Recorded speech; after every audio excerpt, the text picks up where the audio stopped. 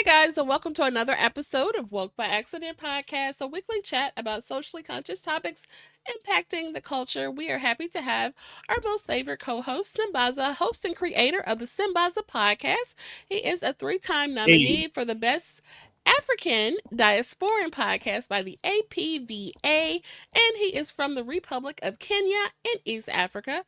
His podcast has been recognized by the Joe Love Radio Media. He was recently a guest on the One Mic Show podcast and Liquor Talk podcast, and he was a 2024 presenter at the 2024 Afros and Audio Podcast Festival. Hey, Sambaza. hey, Jen, how you doing? Pretty good. Thank you. Oh, just want to let you know we're also live on Clubhouse right now under the Colors Creators of Color CC of Color Collective. Let me put it that way. Okay, you set that up. Yes, I did. Okay, I didn't know that. Okay, cool. So, welcome in, friends. Welcome. And so today, back to You another threw me off. episode. Welcome by accident, some buzz up collaboration. This week, we did another pivot, and we are wrapping up. We're actually getting close to the end of the year. It's kind of hard to believe it, but we are next month. We're getting closer to the end of the year, so this will actually be a recap episode. And as I realized, as we're going back to the last recap, this will be our last recap of 2024. So we're joined again by our gracious co-host Sambaza as we reflect on incredible conversations and impactful topics that we've covered these last 5 episodes, which as we wind up and get closer to the end of the year. Thoughts about our last 5 episodes as we give our last recap for 2024. I think the last couple of episodes have been really unique in their own way, where we have had guests who gave us great insights. And as we go along and talk about the podcast, people realize what had been going on over the last couple of week, couple of episodes. Not even a couple of episodes. Last 5 episodes, I must say. For sure, I agree. I definitely appreciate your input and contribution to the show. Again, this kind of organically evolved this partnership, and I'm proud of the work that we've accomplished, especially the mental health topics, the autism topics. I mean, I'm really am proud of that, and really feel like we should sit down and submit for a few awards. I know. So, like it's our content is not for nothing. We put some good stuff out there, and Right. I'm proud of it. Even if, aside from awards, I personally don't need that, but it would be nice to, have that feedback in the space, but like that's part of the legacy is out there forever, and we put some good work out there. And you have made some great achievements with you getting more experience in the game, second and or third speaking engagement. Speak on that. Yeah. Well, third speaking engagement. That's been great. There's one coming up. I need to work on the episodes. Once I finish them, once I'm done with those episodes, like creating the whole program, it should be good. What I'll say is when I look back, you don't realize as you keep going. Then you stop, and they say stop and smell the roses. We never do that. So I think right now, when I stopped and smelled the roses and I look back and say, we're in October, we started this in February. Can you imagine that? And all these episodes, and you look at the quantity of work that has been put out there from the time you get the guests over, and then you get to write. There's a lot of things that go on in the background. People don't realize. They just see the Hmm. show and say, oh wow, okay, great show. But a lot of stuff has gone on in the background trying to get all this put together, and to have done it for the long time, man, that was awesome. Then plus the fact that we actually got to meet each other for the first time in the Afros and Audio Festival Right. this year, and that was also one of the great highlights of the week. and I guess one of our podcasting highlights as well, because we never had planned, and look at where we are now. Yeah, for sure. If we would have, I mean, things just really rolled so fast in that weekend, especially being late and running. We're Oh, yeah, trying to walk 2 blocks. There's just so many things that happen. I would like to have some time to sit down. Maybe we could have recorded something, in some space or something like that with our gadgets and gadgets that we brought. But I had to put a pin in that. I think with better arrangement next time, we could probably, now that we know what we're doing, we could probably get a space where we're all together at the same spot. Then Hmm. when we get there, we have a chance to sit down, like maybe get an Airbnb when we sit down and we can record stuff. And then even if we Hmm. have people coming in to visit, they can visit, let's say in the evening, and we can say, hey, we're going to have a cookout or some type of cookout in the evening time, and they can come around and we can have a meetup of some sort, or do a That's breakfast, a early thought. breakfast before we get to the Afros and audio space. We can just have have a party, and there are places Hmm. right down the street that have Airbnbs, because I've stayed in one, and that could be an idea that we can flaunt and see if it work. For sure, definitely. Yeah. So we'll have to kick that around. But yeah, we are definitely had some good moments. I'd Did you like to have a welcome everyone who's out there. Uh, on the show, we have Ed Campbell, who's in today, and I saw somebody who joined us on the, and we have somebody who joined us. That was Erica, who joined us a little while ago, and then okay? she just no, but still, she's coming back. She said we'll be right back, and Okay. we'll continue from there. All right. So, what Absolutely. do we have today? So yeah, so like I said, this will be our last recap. We're going to talk about our last 5 episodes that we covered as we approach uh, the end of the year 2024. So we've explored everything from financial literacy with our Anthony Weaver episode, and reflected on a few guests entrepreneurial journey, more most recently Mr.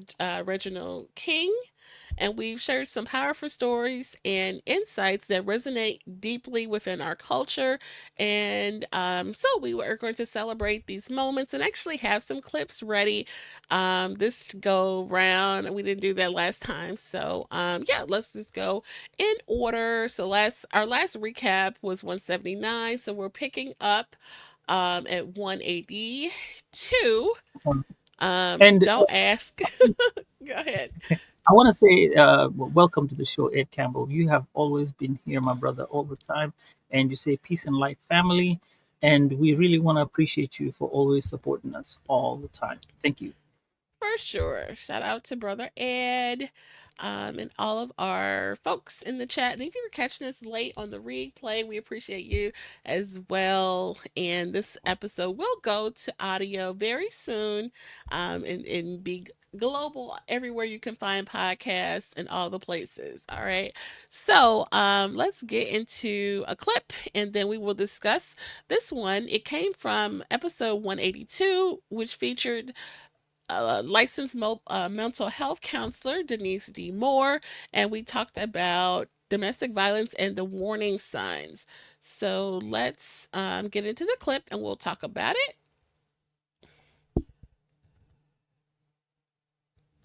Able to talk about this. Now, what are some of the common misconceptions about domestic violence that people need to be aware of? Yes. So a lot of people do not always believe that it happens often, and it does. Another misconception is that men is always the perpetrator. Not true at all. There are many women who are the perpetrator, who are the aggressor and the abuser in the relationships. It does not just affect intimate couples, it affects the whole family, such as the children and the extended family as well. Um, a lot of individuals believe that it's easy to leave when you're in the situation, and it's not always easy for everyone. A lot of people don't believe that it's that you should love the person that you're being abused by, and that's not always the case. Hmm. It's not always physical either. That's another misconception that some. Okay. Okay. And shout out to Denise D. Moore, who is a licensed mental health counselor who has joined us on a few episodes and shared some insightful information about domestic violence. So, your thoughts here? Um, it was really a somber occasion at that time because we had to talk about a lot of the things that do happen in our lives.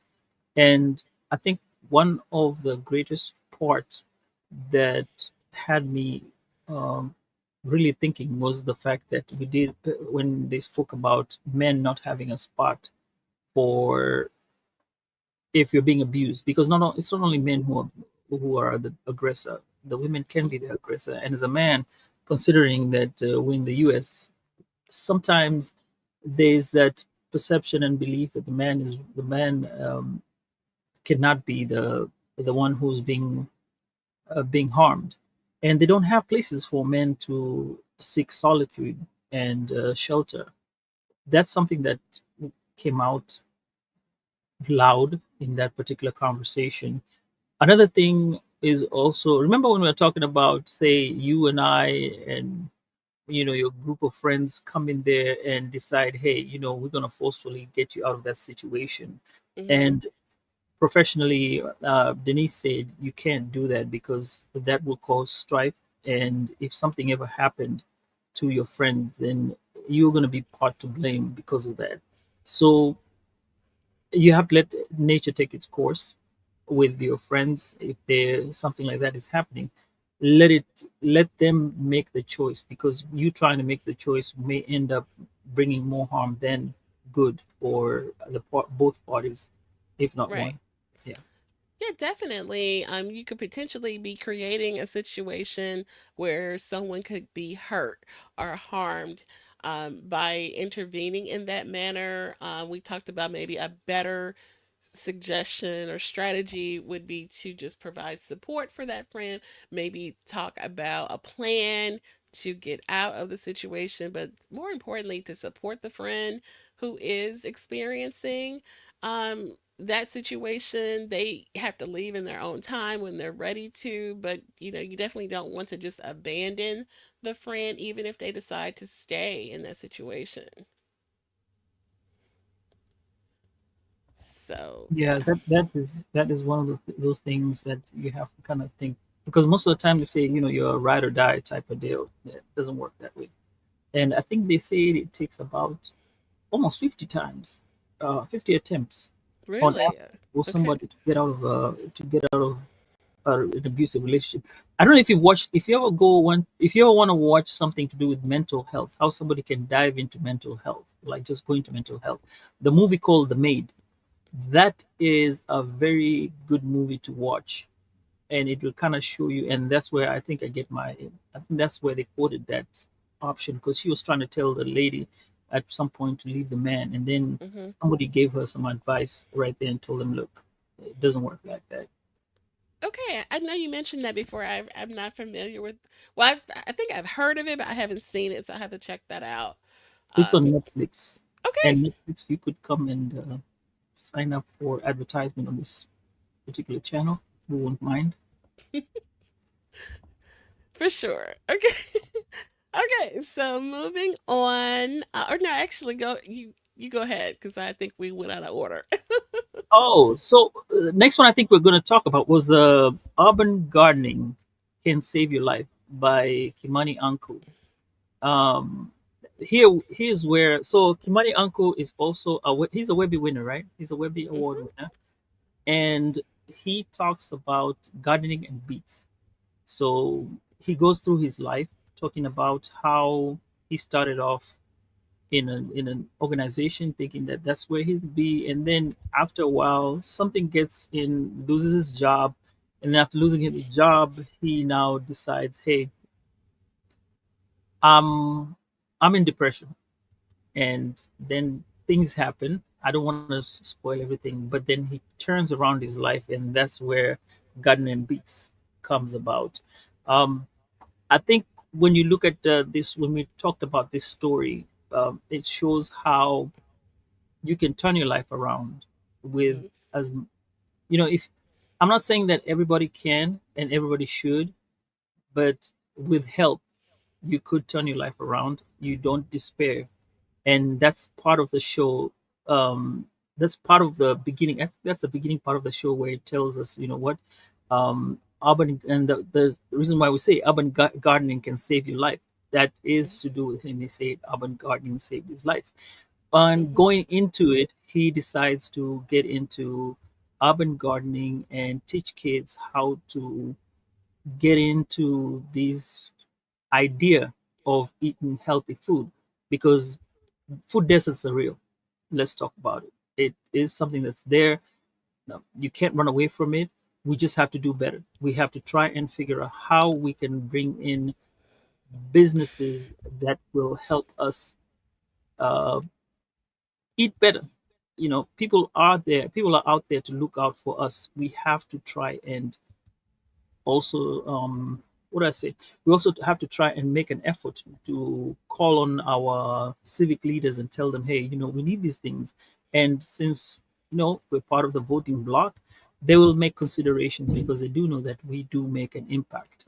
And I think Mhm. with him getting into those spaces where he teaches kids and adults now to be able to eat, good food. We can say good food, but healthy, and get into healthy Yes. lifestyle, because you start off with healthy lifestyles as you're young, and then it becomes part of you as you grow along. So these things have to be taught Mhm.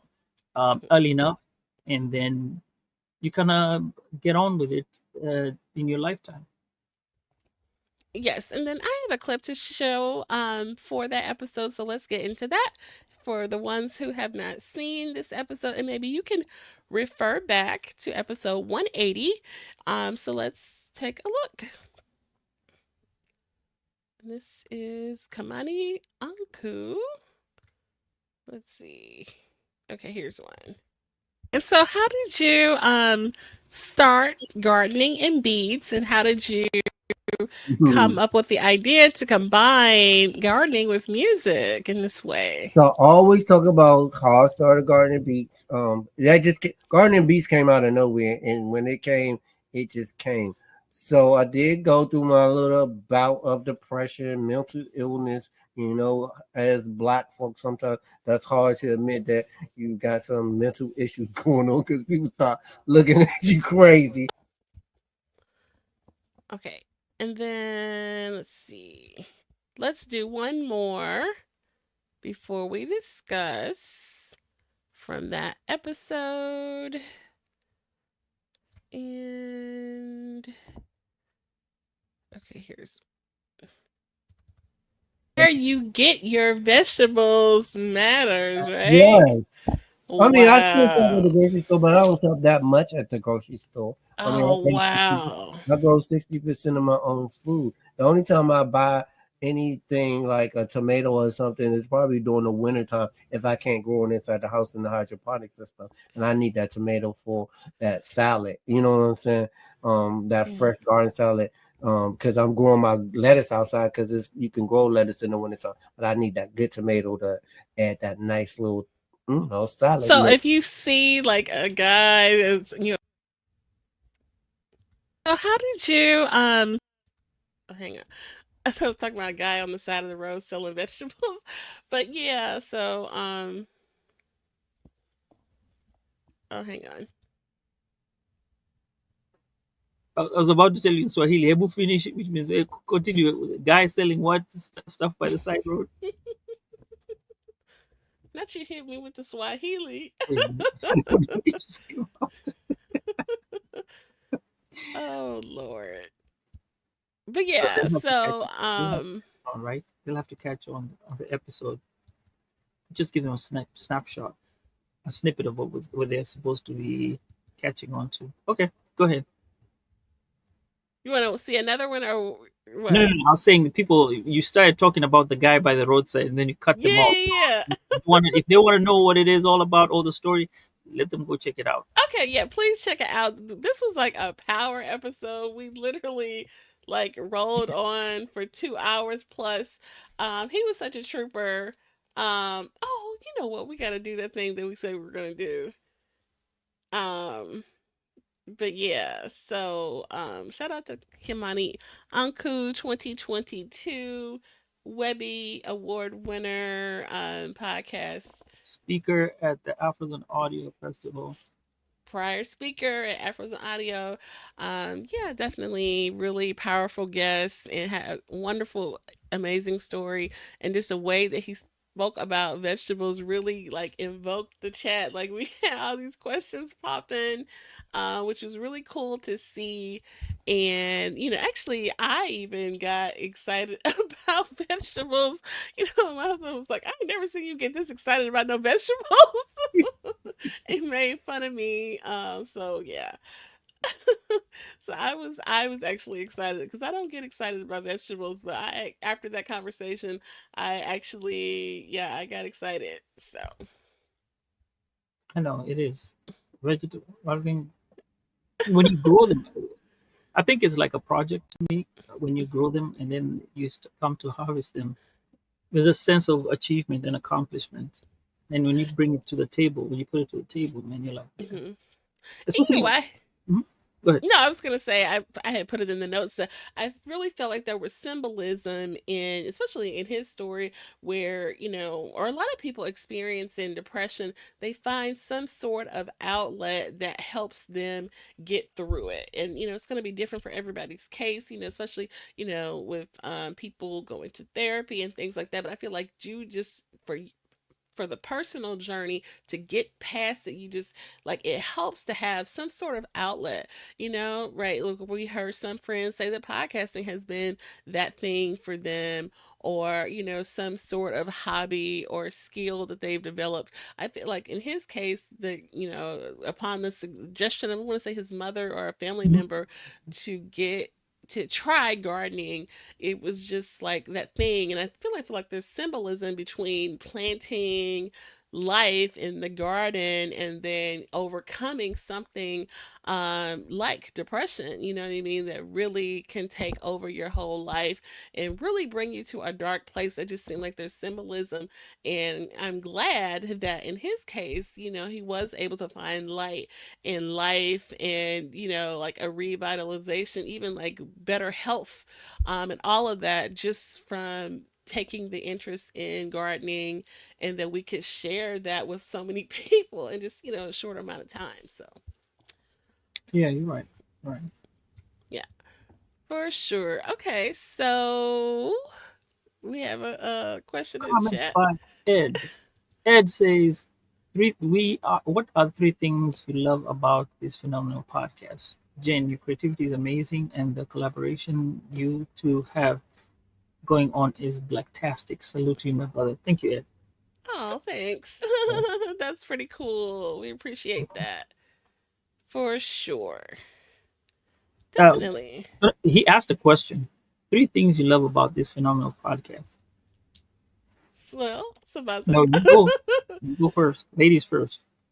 Yeah, so like, and we kind of touched on that in the beginning, that this really, I like that it kind of came together organically, that we didn't like force this thing, okay, we're gonna come up with this great, it was just really organic, that we had a plan about Black History Month, and we partnered up on that and had a plan for that, and then we just kind of organically decided to continue on, because this is a temporary thing. And so, we're kind of just, organically going through. So I appreciate it being organic and not forced, because you see some people do partnerships or projects that feel non-organic and forced. And so I think there is beauty and, authentic authenticity in the fact that it's organic. So I'm gonna leave it there. Okay, go ahead. I think I'll say, I'll add one more thing. I'll add. We'll do one. And then we had said some. I like the fact that we have two different minds, and then you bring in a different mindset, and I come from the idea of the immigrant having stayed here for a while now, And I still refer back to my perspectives that I have, and some of the things are still ingrained in me that I realized when we were talking in the show that come out as we go along, and there have been teachable moments. I think last week when we were talking about um, the money part, there's something he said about kids and the way they're going to be taught how to spend money and how our parents taught us how to spend money. I think that was a moment in realization for me. Well, I'd realized before, but I just put it out there. But it was a lesson that I learned, and somebody else brought it out. I do appreciate that. And quite frankly, Jen, I wanted to say the book that he said we purchased. I went to look at it. Um, it is. I put it on my show notes. I did go and purchase it. It's not expensive. It came up to about $9. So I ordered the book that he had asked, and I'm gonna get it and read through it. Oh, Even though the kids are grown, uh, maybe it'll help somebody else. Well, we may talk about it on the podcast about yeah, kids, share but that to me. I appreciate, yeah, if you could. definitely I will. But the idea is, you see, we come from different backgrounds and different experiences in life.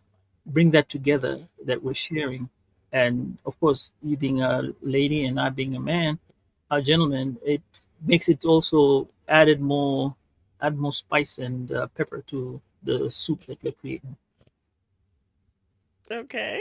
All right. Spice and pepper in the soup. All right. I meant salt and pepper. Okay. All right. Cool, So cool, next thing we're cool. going to talk about. It was your turn to talk about Oh, reflections. that's right.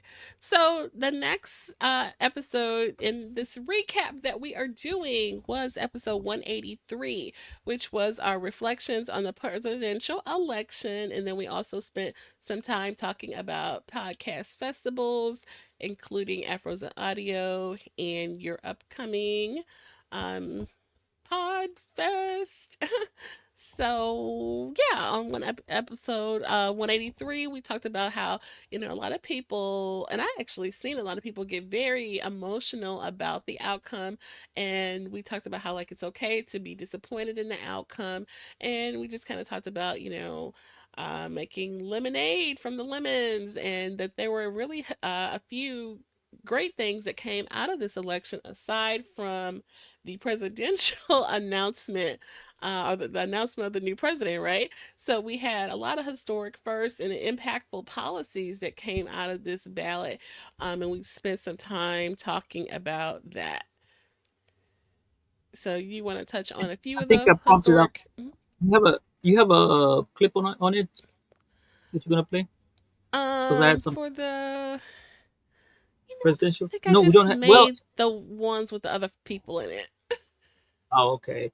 Well, I think on that, I would say there's an interesting article. I'm still reading on it. It's from a website called Tangle, and I would advise you guys, if you are listening to this, go in and look at this newsletter. It's called Tangle. It's a website. They are impartial. They will not side with either one, and they'll speak the truth. If they make a mistake, they'll put it out there. I think I put it on the show notes as well on this particular episode. What you will see, and with that uh, newsletter, is that it tells you exactly what it is. And I'm right now reading on why Kamala Harris lost Hmm. on the election. I'm still yet to go through it. One thing I can also add on is, as much as the president may make some bold assertions on what he's going to do, there are very, very many repercussions that could come out of that. And the good thing about the United States is that they have a Senate and the House. They're independent. So when you try to, and also the courts, when you try to go in on doing some things that end up being detrimental to the American society, at that point you become a lone wolf or a lone stranger. Well, I won't say lone wolf. You'll become a lone stranger on your own island, and you will realize quickly that as much as there's some alliance that you have created, things can change quickly. And these are politicians. I'm going to throw this case in point.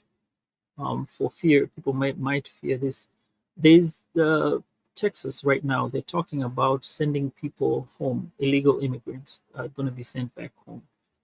Now, when you look at the illegal immigrants that you're going to send back home, remember there are big businesses that depend on them, especially the construction company. They found out there was a study done, and they found out a quarter of those that work in these construction sites are undocumented. So let's just say you get the 200, let's say there are a million of them, 250,000 are left. What happens to the housing market? Housing being built, houses will slow down. And when they don't build the houses, what happens? So there's a ripple effect that will happen if you go do some things drastically, that at some point it has to be realized. So it's all about checks and balances, yes, but then there are concessions to be made. That's part of politics. I'm sorry. Yeah, I'll put it like that. That's part of politics. Yeah, for sure. It's It's never definitely precise. going to be an impact with it. I was wondering what your thoughts were on the immigration thing, but we don't have to get too heavy into that. No, I'm an immigrant. I do Mhm. look at the immigration policies that are there, and I came in a different route. I didn't have to come in and become undocumented. I know some friends who are undocumented, and they're worried. People are worried. Yeah, Like I said, absolutely. um, there are always channels. You have states that are sanctuary states. They're gearing up for what they need to do, especially when it comes to the mass deportations that have been threatened to. So even it's like everybody's getting prepared, and when people Mhm. are prepared for it, there's always an option. And this is part in human life. And I'm going to put it this way. I'm sorry, I'm going to go on a tangent today on this part. um i I want to mention like Israel and the Palestinians. You look at the way they have been put in if you study it properly. And I'm not going to go into the history and everything. I'm just going to go to an element of the fact that they have been cut off from everything. They cannot walk on the streets because there are drones that will kill them. They're not allowed to do trade with Egypt. So what does a human being do? A human being is always thinking of something to do. You cannot stop a human being from doing something. So therefore, they have built tunnels into Egypt, long tunnels. Things that cost about 50,000 US dollars is what they put in to transport up to animals back and forth, and goods and services. They are not even supposed to build buildings. If you wanna, if I'm gonna go a little bit further, but somehow they get in cement from Egypt, bring it in, and that's commerce. You think the Egyptians are going to say no? We don't want to sell you our cement. No, they get all the building material comes through, and they build the whatever. They get destroyed. Okay, commerce. It goes. The whole thing keeps going round. So what I'm just trying to say is, human beings will always find a way to counteract some of these things, and I'm hopeful that things will work out for the best. That's what I'll say at this point. Okay. Thank you for sharing that. Yeah, we talked about doing a topic on that, so we may have to revisit that and get more into it. But thank you for sharing. All right, so that particular episode was about the things that came out of the presidential election. We talked about some of the policies and some of the historic firsts, but please refer to that episode and check it out. I think that was a pretty good recap if you can recap all the things. And that was 183 for that particular episode. Okay, moving on to the next one. And I do have a clip for the next one. Actually, we'll just start with the clip and then we'll discuss it. So the next one is You one want to go through episode. Huh? the quick first fun facts that we have. The Jersey Okay, so you ties. can share. Okay. Sure, I'll throw in the fun facts because yeah, it got a little bit old over there. Okay, here are the fun facts about the president. That is President Donald J. Trump and Grover Cleveland, who was the 22nd and 24th president. Both of them served 2 terms, where one got in, then both of them got in, out, and then in again. So both of them came to the White House office for the first time amid sex scandals. One of the youngest to serve in the office, born in 19. No, no, that's not. That was Vance. That you're talking about. JD Vance is one of the youngest to serve office because he was born in 1984. So he's going to be 40 years old as a vice president.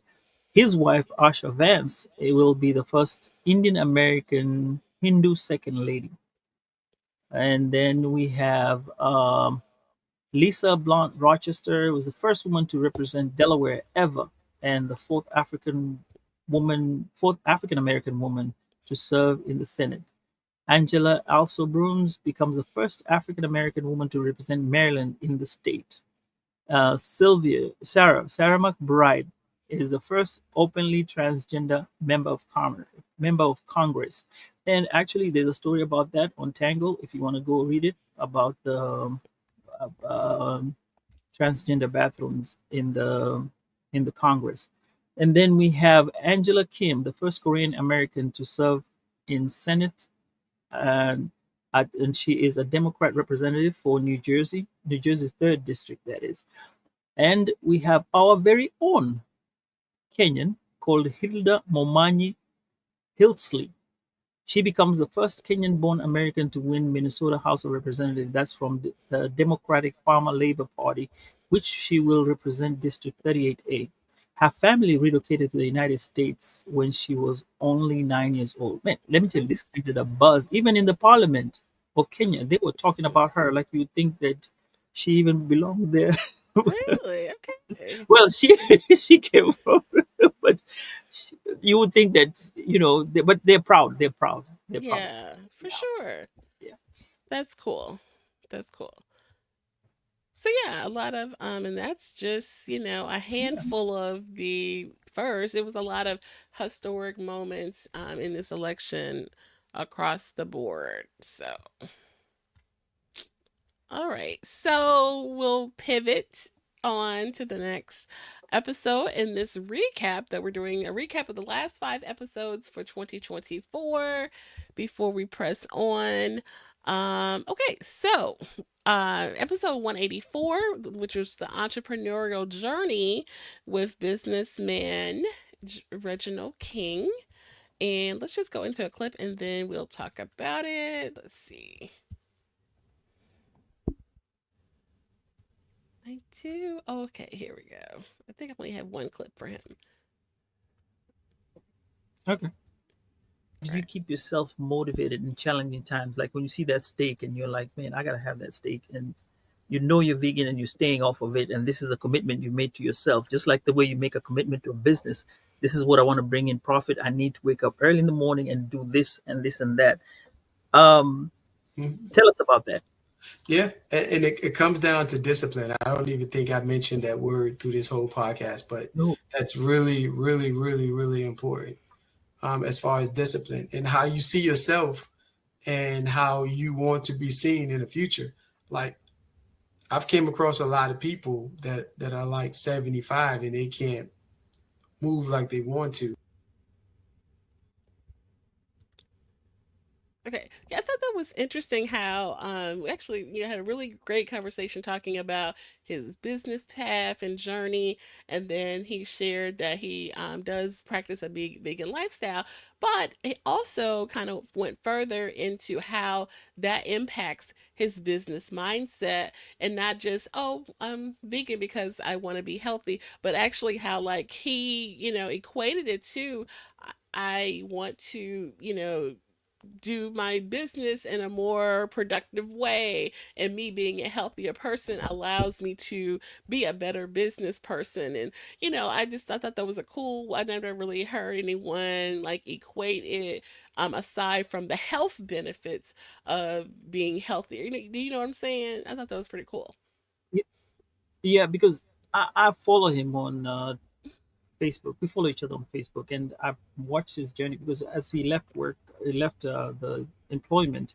We still were friends. We still are friends up to today, and he was always, he used to love to cook, and he would cook his steak, and I used to see him making some really nice steaks. You know, you put your stuff on Facebook, put your business out there. But suddenly he just turned and started eating the vegan, going to the vegan lifestyle. So when I was Mhm. seeing him going into that vegan lifestyle, I was like, oh, okay, great. So I that's why I followed it. And one thing I know about the when you get into this lifestyle, there's a tendency to kind of shift back to what you're used to, especially when you eat steak, meat, and stuff like that. Or like say you give up um drinking soda or cold drinks. Mhm. There's that idea of having to try and say, you know what, let me try one bit. That in itself is something called discipline. So I decided to use both. Having you want to make profit in your business. What are you going to do to stick in to a business? Because you let a business go, it'll fail and you'll lose and you'll end up in losses, and that could cost you a whole lot. Same as when you decide, hey, I want to get into a vegan lifestyle, you have to operate in that manner and say, even if I'm offered a steak or a burger, as much as it may smell good, no, you make a choice. You either eat a vegan burger or bean burger or something else. I've tried a Yeah. bean burger or an impossible burger for that matter, Yeah. but they're expensive too. Okay. I had another clip from this one. So let's go there and then we can share. So, And then once the recession hit, my business just started going down. I wasn't making the money I was making. I wasn't getting the contracts. And so I kind of like took it personally, thinking it was me. I was a failure. I wasn't able to do all the things it take to run a successful business. So the Lord blessed me. I was able to wrap up all of my contracts, high integrity, finish everything you start. And then I was able to sell my house and move from Virginia and start a fresh start in Texas, and which was a blessing as well. And that's where me and Sambaza's path crossed. I got hired at Verizon in 2006, um, still with the entrepreneur mind state. So I literally said, hey, I'm gonna go to this company and I'm gonna work it like it's my business. I'm gonna stay out of everybody's business, try to be a light of, in every environment, just try to make everything better. Some powerful words.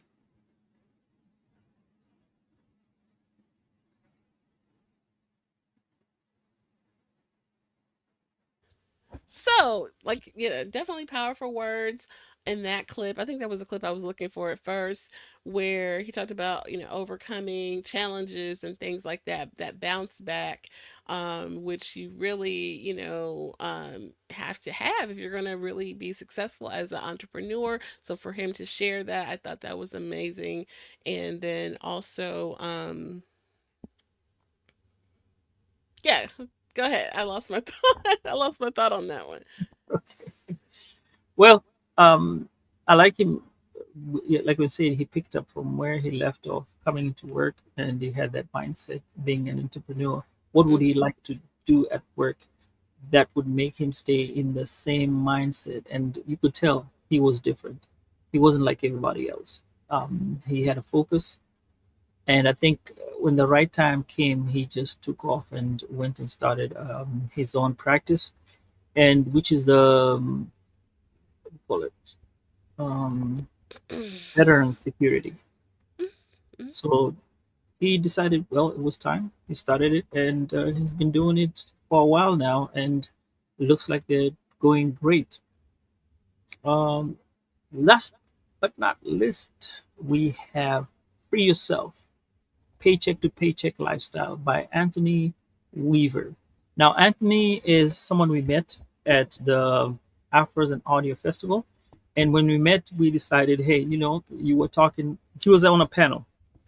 And on his panel, he talked about, how he personally had gotten into the credit card rat race that goes on in America, and he got out of it. And he then again went to start a podcast called About the Wallet. Now, About the Wallet, it brings in people who give advice, but they the advice that is being given out there, if you ever go and listen to it, and you put a disclaimer, go for the disclaimer. It's something that is for educational purposes. You have to do your due diligence and do your research on it. They only give you pointers.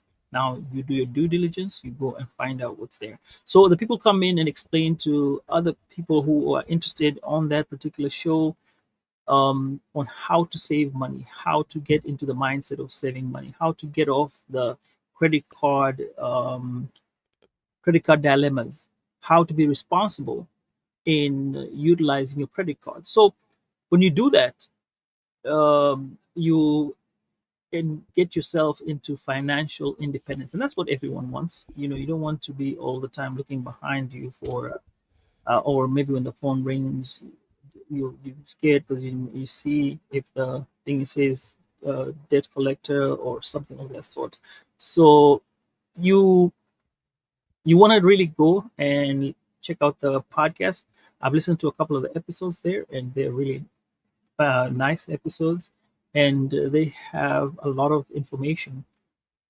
Not to say the list. He makes you aware and makes you feel like you have a way out of despair. So shout outs to Anthony Weaver and Jen. What do you think about that show? Yeah, I really enjoyed this one. I know when he reached out, like, what do you guys want to talk about? And I, responded that I want to talk about that whole paycheck to paycheck, situation or that cycle that people find themselves in. And I know I find myself in that cycle sometimes. As much as you try to, plan and budget and things like that, sometimes it happens.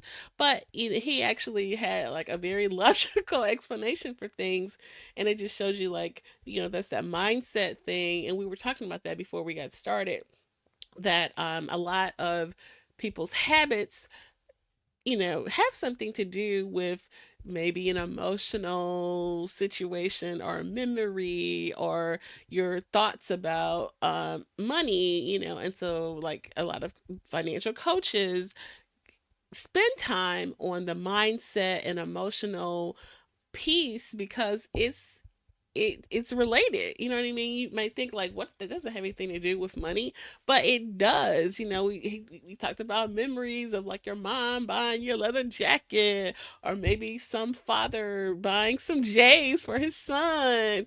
We're not gonna call no names. you know but these things come up, and it's a reason for that.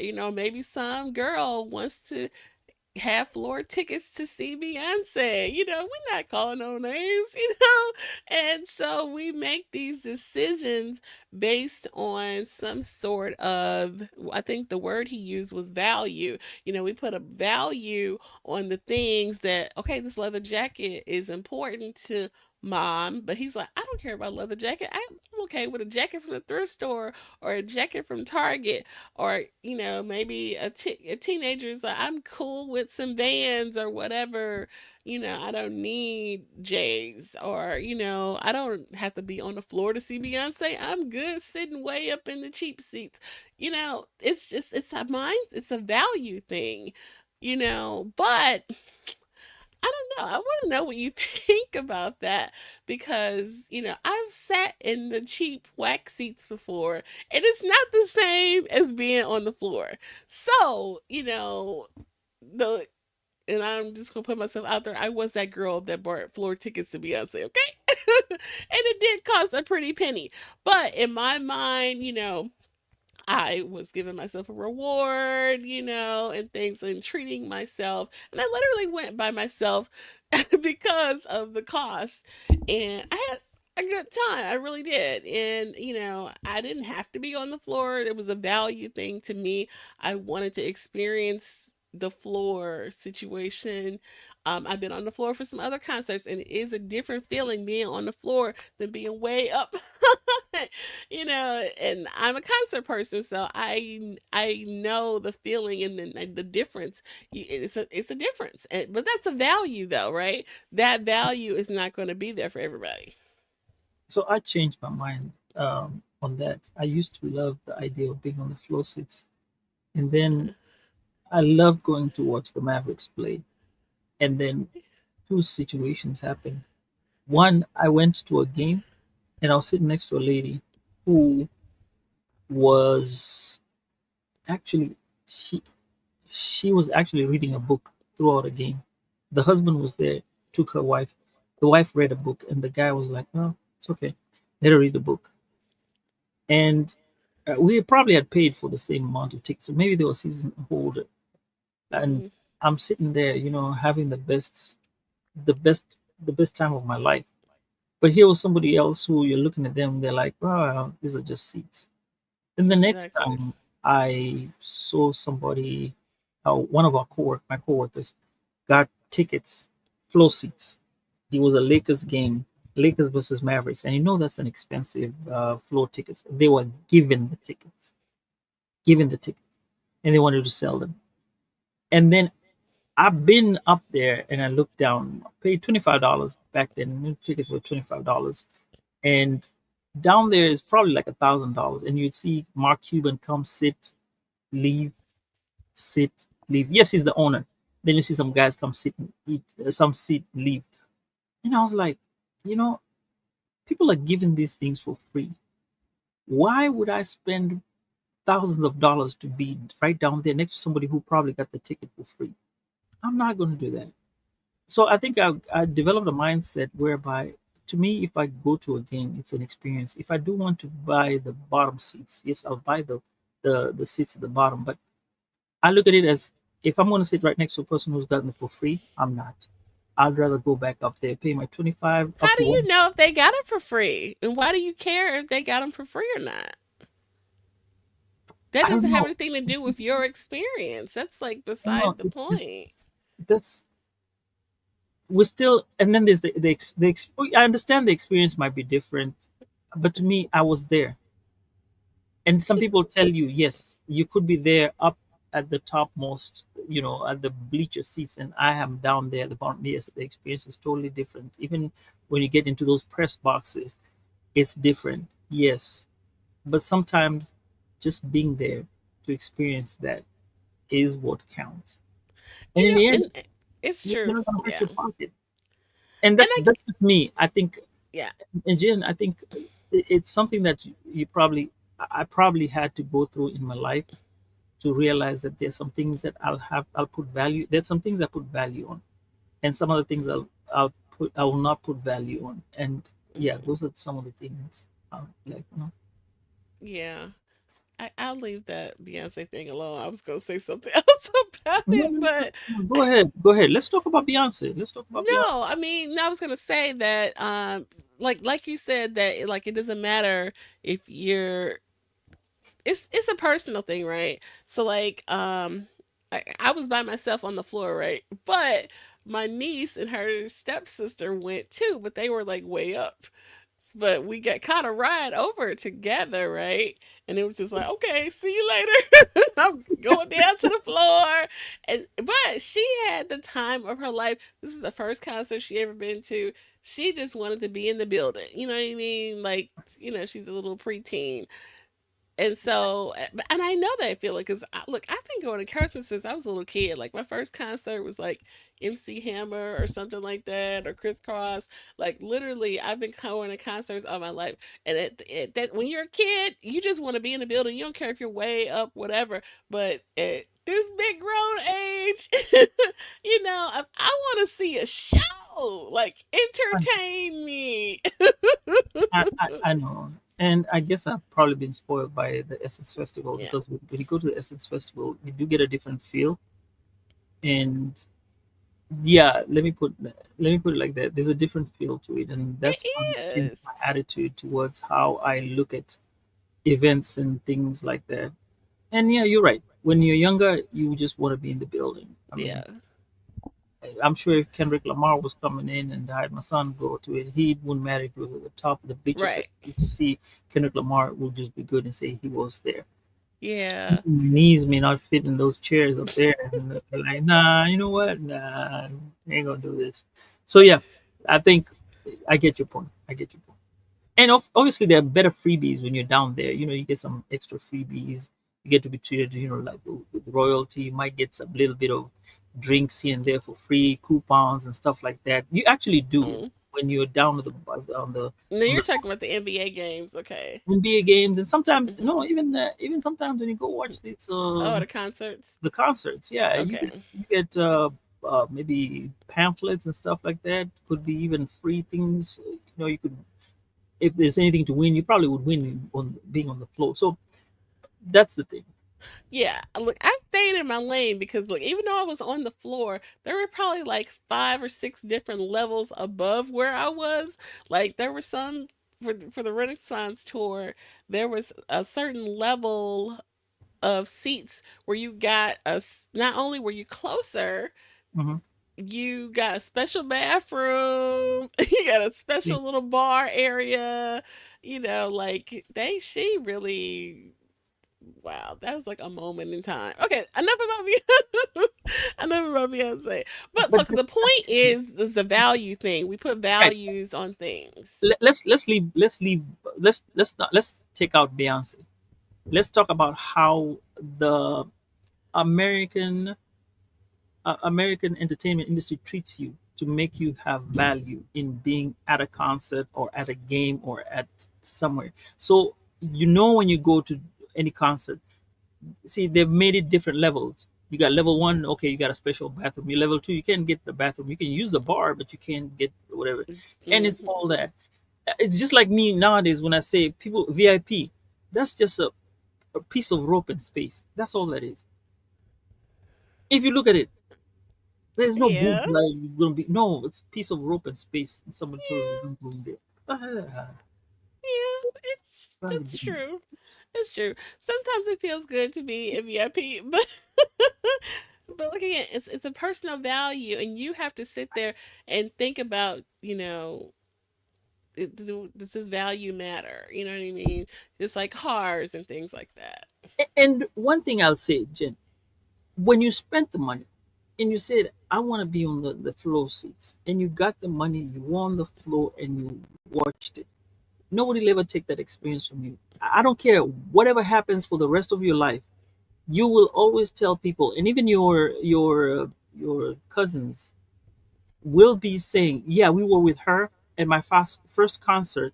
I was with my aunt or my cousin, and when we got there, she had floor seats. She left us, and she was at the floor. She, you can never take away that. That's going to be her. Where were your first concert? Yes, and she'll always add that you had floor seats. She left us. She had floor. So it's an experience you had. You wanted to, and it brought value to you. Were you satisfied after that? Is that a real question? Were you satisfied? Yes, I was, because You it were was happy. really a great show. It really There you was. go. It really So was. in your lifetime, you will even talk. You will even tell me that you had that experience. You had fun Hmm. on that particular uh, whatever the concert. Sorry, not whatever Hmm. the concert, and that's what it is all about. You know, sometimes you have to go for what you really want. That's life. True, but the You have point to make is responsible choices.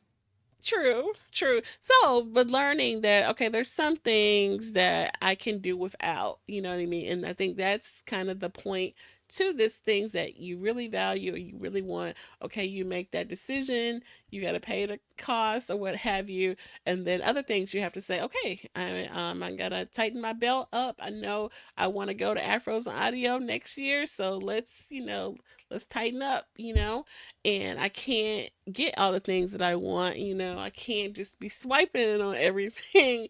I have goals. I need my savings to be at this particular point by this particular month.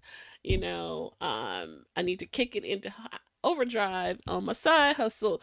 I need things to line up a certain way. So you have to have a plan. So yeah, I thought that was, actually have a clip from this episode. Let's go to the clip and then we can share more. And we appreciate you guys checking this out. So let's get into a clip right now. This is the episode with Anthony Weaver. All right, let's see.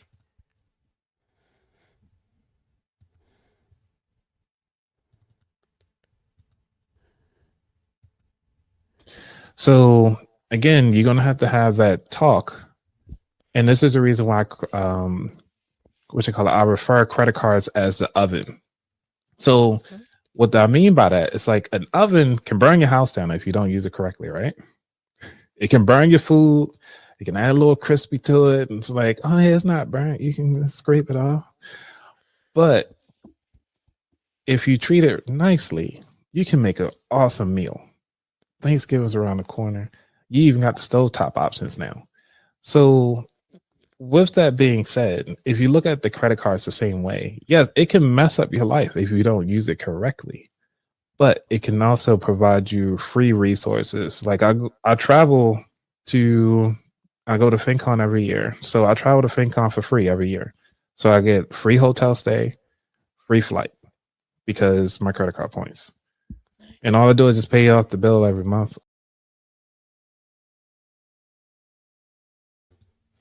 That was mind blowing because I never thought that I could utilize my credit card in that way to go on a travel trips for free.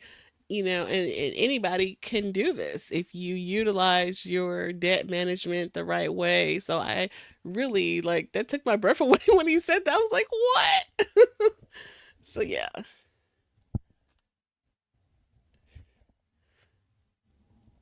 So yeah, I try to do that too. Hmm.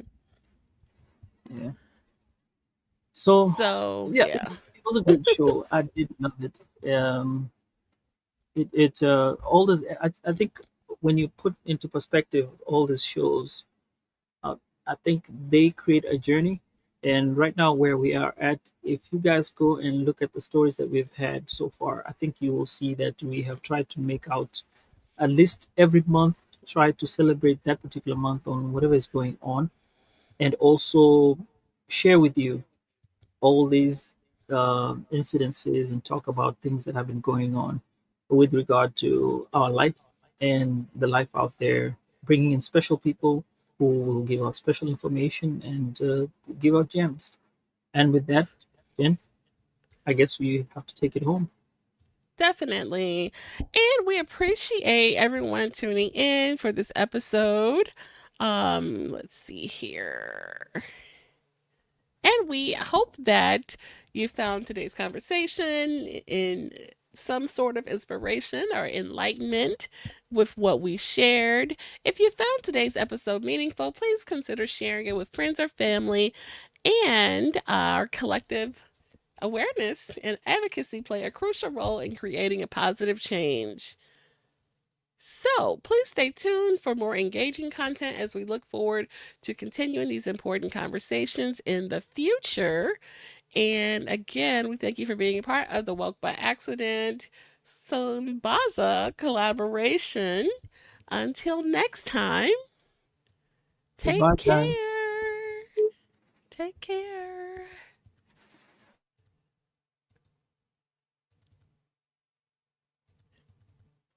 Ta-da, ta-da, ta-da. See you guys. I have a new button. Hang on.